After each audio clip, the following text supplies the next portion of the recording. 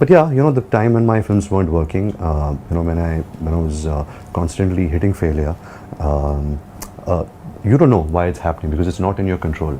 To me, Bombay Velvet, Jaga Jasoos, or a film like Tamasha were entertaining films to me. That's why I was a part of it. Nobody put a gun to my head. They were my choices. So you kind of, you need to take a step back and really like dig deep into yourself and ask yourself certain questions. What's happening, what's going wrong, and most of the time you don't find an answer because it requires patience.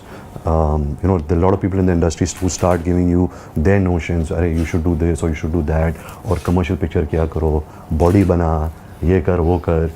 So it confuses you. But you need to take everything. Suno sabki, lekin karo apni.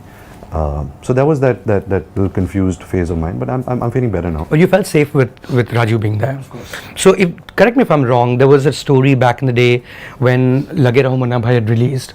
Your dad had taken you to Raju's house and said, you know what, you got to work with this guy. And you were considered for Three Idiots. You were also talking about PK as well. Of course, you made a cameo towards the end. It's my biggest hit. It's your biggest hit. Clearly, Aamir Khan screwed you over, right? Not at all. He did all those films. Those are the biggest films of those times which you should have been doing at the time. No, I didn't deserve those films. They were Aamir sir's films from the beginning. I think Raju sir was also kind of not sure, if a film about like college students. So he needed an actor to play 20 as well as 40 because there were two spans. So he felt that probably if he casted an older actor, it would be easier for him to look younger than a younger actor to look older, which I totally get. Which is not true. It's much easier to play an older person. Yeah. Let's just put it this way: I didn't deserve Three Idiots. Okay. At the place in my, where I was in my life, I didn't deserve that film.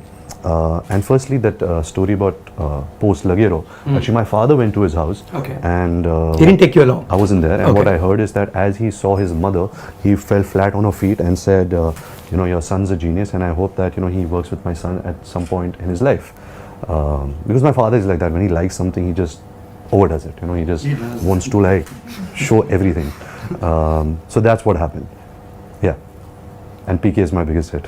Right. Have you found someone who mimics you really well? Have you reached that point where people can do a Ranbir Kapoor really well? I've seen, Sanket also has done me and he's pretty good. But I feel, as the years have passed in Indian cinema, a lot of stylized acting has diminished. It's become more natural, more spontaneous, and it's very hard to mimic spontaneity. And I think that holds well with especially my generation of actors. It's everyone's quite relatable in that sense. But I think the way someone talks or someone dances, you can, and I think Sanket has done a good job for sure. Yeah. So when you look at Sanket or someone else mimicking you, what is the first thing that you notice that they pick about you? When somebody mimics you, it means you're successful. Sure. Then you're doing something right. So your first initial reaction is, that doesn't sound like me, or do I sound that bad?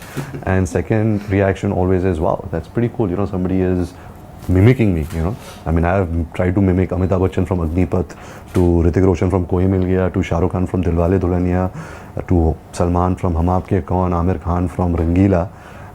And never thought that a day would come where somebody would. Are you good at it? I suck at it. You suck at it. And that's the problem, Mayank, because I'm not good at it. Subscribe to Midday India. Get direct notifications on all our videos by clicking on the bell icon.